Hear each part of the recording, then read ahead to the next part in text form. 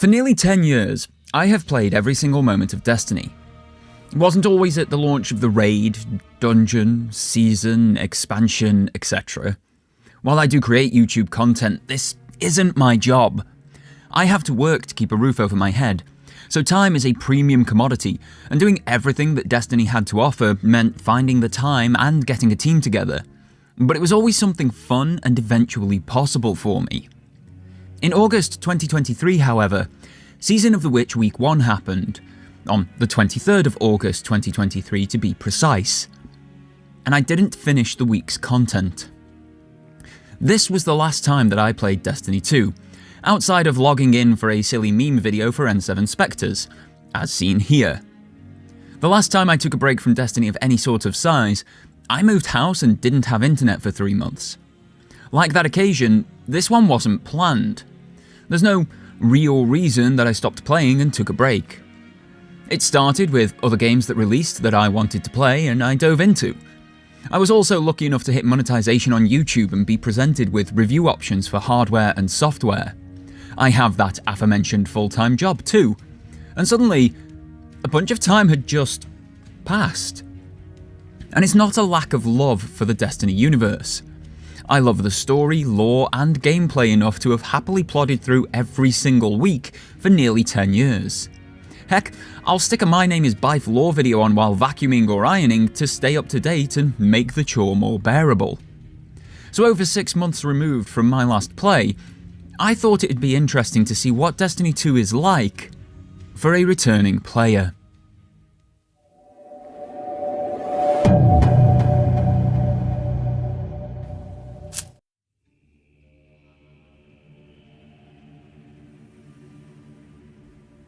The first time I load the game back up, I am greeted with a cutscene. It's the new seasonal cutscene that introduces the Season of the Wish. Previously, these cutscenes have been absolutely fine, as I have been up to date with the story and am eagerly awaiting the next narrative moments. But I'm essentially 2 seasons behind at this point, and was looking forward to picking up where I left off and catching up on the story. But this immediate cutscene completely spoils all of the moments from Season of the Witch, a season that I have paid for, that I haven't played, that is also still completely accessible. This content that I have paid for, have every right to access, can access, and is still available in its full glory, has just been spoiled for me before I've even played the game, by the game itself. That just doesn't feel right, and makes it seem like there's no reason to play all of that previous content now. Especially when I am then thrown straight into the first mission of Season of the Wish once the cutscene ends. As the mission starts, I realise that I haven't changed my loadout or character build in over 6 months, and the cutscene into gameplay transition means I don't get to before I'm thrust into gameplay. I don't know if what I have equipped still works or is effective. It's just what I was using the last time I played, way back in August. Turns out, this mission is not challenging in the slightest. The Strand subclass still rips through the opposition, as does Quicksilver Storm, Ostringer, and basically everything else on my person while I'm facing the Vex within the Last Wish raid location. The gunplay and abilities are excellent and feel so good in comparison to every other shooter I've played in the interim, even making Helldivers 2 feel a touch tame in comparison. There's a precision, balance, and innate quality to the gameplay not available in any other title on the market. While the mission isn't hard, and I'm not particularly doing anything different to the last 9 years, it still feels amazingly satisfying to play. I decimate wave after wave of Vex, stopping to equip my new/old Dragon's Breath rocket launcher claimed from the Season Pass, and have a bit of fun with that.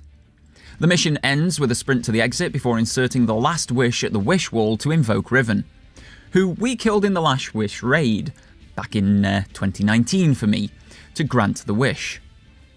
Rather unsurprisingly, the Ahamkara who died at the hands of myself and 5 other Guardians says no. I mean, I would deny the people who killed me too.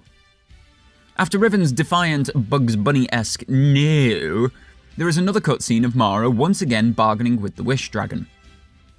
Personally, I ask at this point if Mara will ever learn.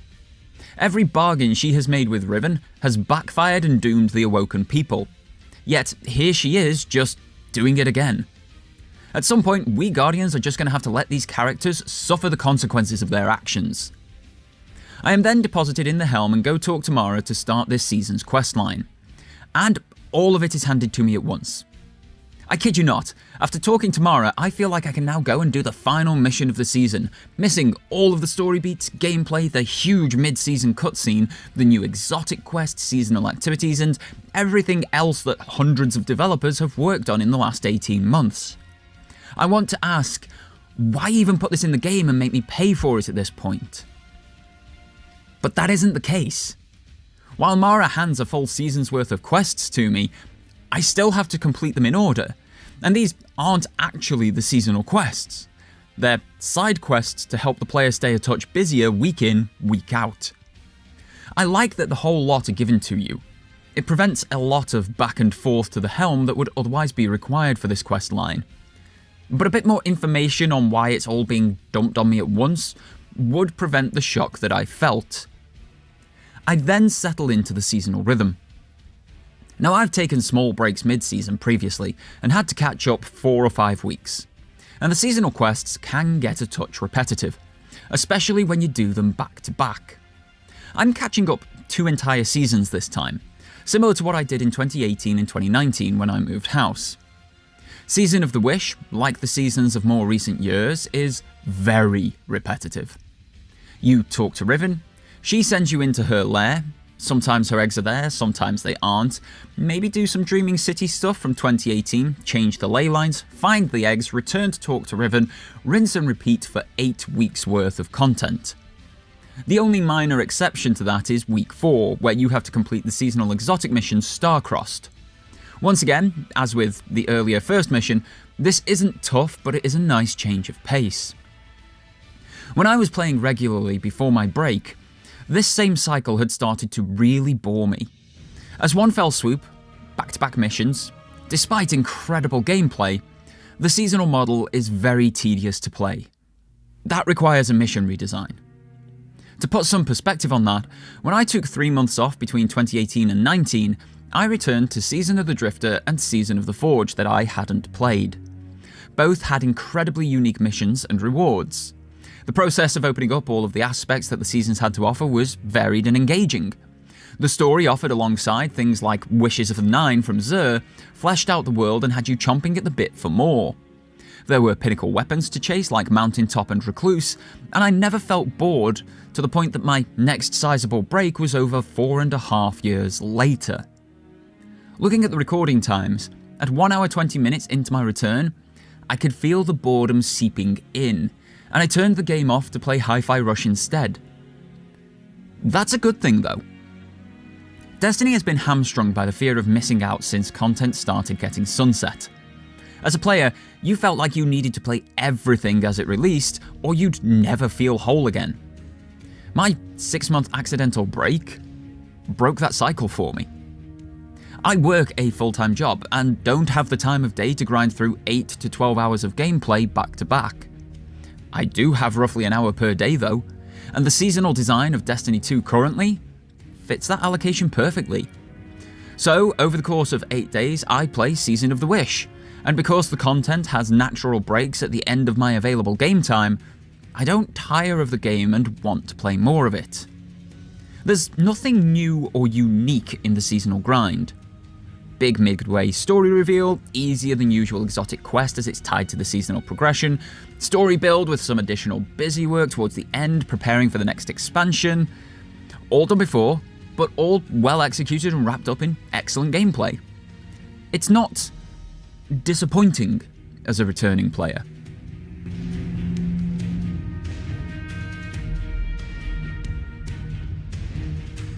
Returning to Destiny 2 can be a bit of a challenge. A couple of days after my first time back, I am assaulted by a never-ending series of pop-ups, before and after character selection. Everything from happening next week in Destiny to error admissions to additional XYZ rep available. Event of the moment is here. It's the last week of that event. Guess I missed most of the Guardian games then. Buy stuff from Eververse, buy more stuff from Eververse. Oh, and get some free Bright Dust from Eververse. The last one is quite nice, but overall, it is completely incessant. There are over 30 seconds of pop-ups at the start of my play session. Who thought this was a good design choice? Anyhow, I turned my attention to Guardian Games this time, the quarterly event that I've nearly fully missed, and realised very little has changed from the event in previous years. Barring the odd reward and new levels of challenge, it is essentially the same as all previous years. But there is a new vehicle class for the first time since Destiny 1 launched, only available via the event. So, it feels worth playing. I follow the steps and actually have a good time playing all aspects of the event. It's always been one of my preferred events in the game, and that hasn't changed here. There are different objective-based game modes, strike scoring, the reward ladders in the tower, some very fun gun rolls to chase. It all gives you a reason to play. I start in the Crucible with Supremacy. And I am rusty. For the first half of the game, I feel like I've never played a first-person shooter before, let alone one with space magic. My aim is off, map awareness non-existent. I'm using what I remember to be usable at my skill level, and I'm getting absolutely demolished. But as the game progresses, so do I. And I end up finishing third on my team, which is wonderful. I then jump into strike scoring, which I adore. Why has this been locked in Nightfalls for the rest of the year? I'll never know the answer to that, but I run 2 or 3 strikes before returning to the tower, actually remembering bounties were a thing and jumping into the strike playlist, where strike scoring is now also a thing. It's a simple change, but it makes me happy.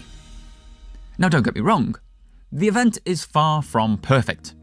I had no sound other than Shaq speaking in my first Supremacy match, and I got stuck in multiple menus to the point of needing to fast travel to resolve the situation. But I enjoyed trying to get a vault shot chain reaction hullabaloo during the event. I didn't end up getting that role because the servers went down 4 hours before the event closed and I couldn't get all of the Crucible rewards for the week. Overall, much as with the seasonal content, I've done it all before.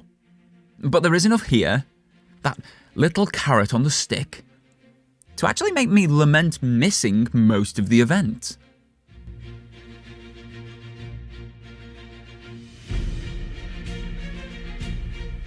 Next time, I'm on with friends. Whipplesniff was streaming.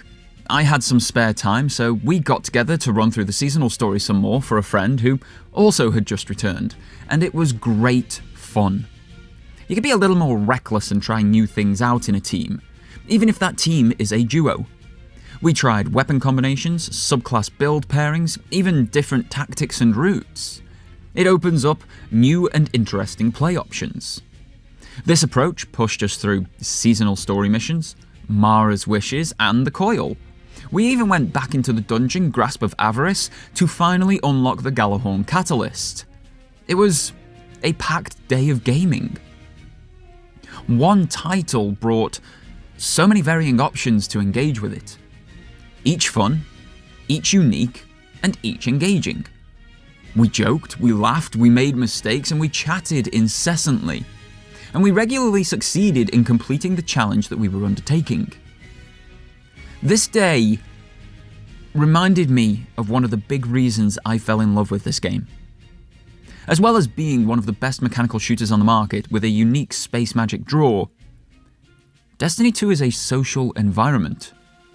It is a place for friends to come together, grow their bonds, and simply engage with one another when life would not allow them to otherwise.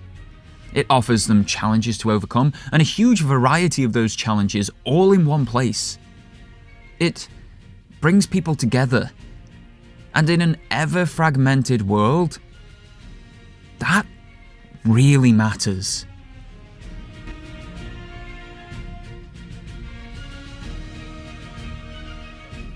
One thing that is annoying, that I don't understand the reason for, and that unless I undertake it cannot dismiss, is the New Light campaign.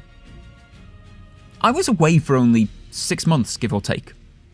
I've played every expansion and every season of Destiny 2 since 2017. Across all platforms, including the now defunct Stadia, I have over 3,000 hours of playtime in this game, and over 3,500 in Destiny 1. Yet upon my return in 2024, Bungie forced the New Light experience onto me. Why? I know what I'm doing. That many hours across 10 years has the mechanics, the gameplay, the understanding, etc. indelibly inked on my brain.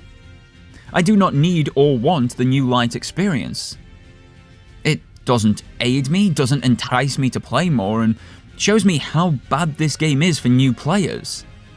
Whatever triggered this to turn on for Bungie needs turning off.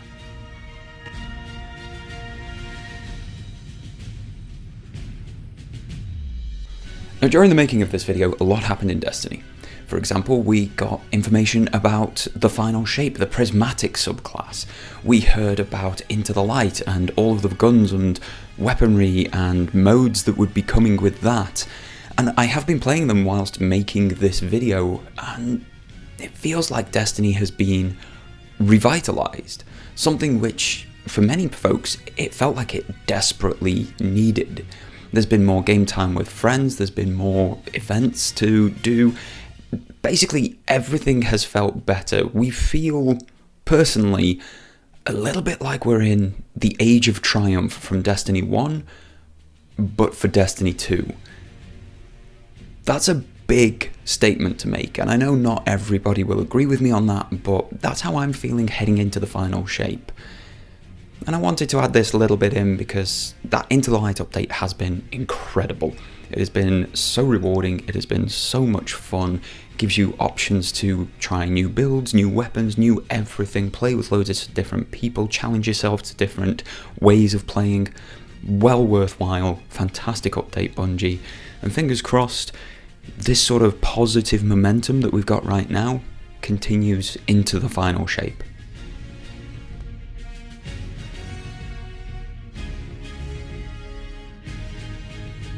Now, there are issues with Destiny 2.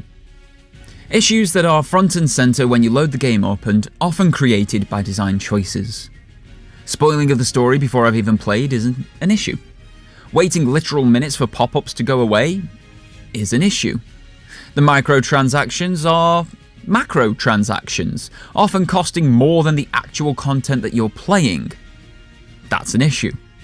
The seasonal design structure is still the same, leading to boredom or lack of engagement, even after many comments from different game directors that they'll spice things up.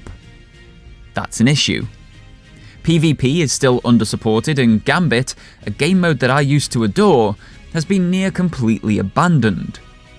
Also an issue. Raids are missing, entire expansions and vitally important seasonal story moments are vaulted, and keeping up to date as a returning or new player means watching years of content from Myling Games or My Name is Bife. That's an issue, just not for those wonderful content creators. I'm not going to sit here and pretend that Destiny 2 is perfect. It's far from.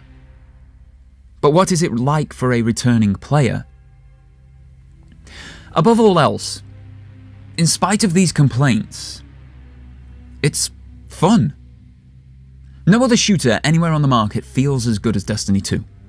Nothing melds traditional FPS gunplay with magical abilities in such a seamless and satisfactory manner.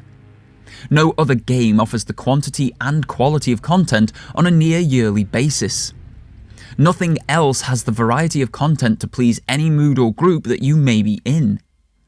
The Destiny 2 community often get vocal, and when they do, it's because something isn't right. A weapon or build is too strong in PvP, an expansion feels weak or rushed, seasons being stretched because of an expansion delay. But they are vocal because they love this game. Outside of those little factors they are moaning about, the game is superb and keeps them playing for hours, days, and even months or years on end. They love this game. And so do I. Despite taking an unplanned elongated break, I love Destiny 2. Returning to it has its challenges, frustrations, and foibles, and because many of those are front-loaded, I understand people walking away before getting through them. But for me, a person who likes to give a game a bit of time to entice me, Destiny achieves that whenever I return, be that one day or 6 months later. Well done, Bungie. You've built something special here, and should definitely be applauded for all of the good that you do, as well as you taking on board feedback that you receive. Destiny is fun, and overwhelmingly positive for a returning player. With one expansion to go before the end of this saga, it might be time for more lapsed players to jump back in. This video was produced after 3 weeks back on Destiny 2, purchased personally by Doragon over the course of 7 years. Neither Bungie nor PlayStation know this video is being made, they do not get copy approval or an early preview of the contents. If they do see the video, they will see it for the first time right alongside you. I'd like to thank you all so much for tuning in. If you've liked this video, I think these will also be of interest to you. In the meantime, my name is Doragon. You can find me on threads at Doragon86 or in the Discord in the description. And until next time, folks, have yourselves a fantastic day and take care.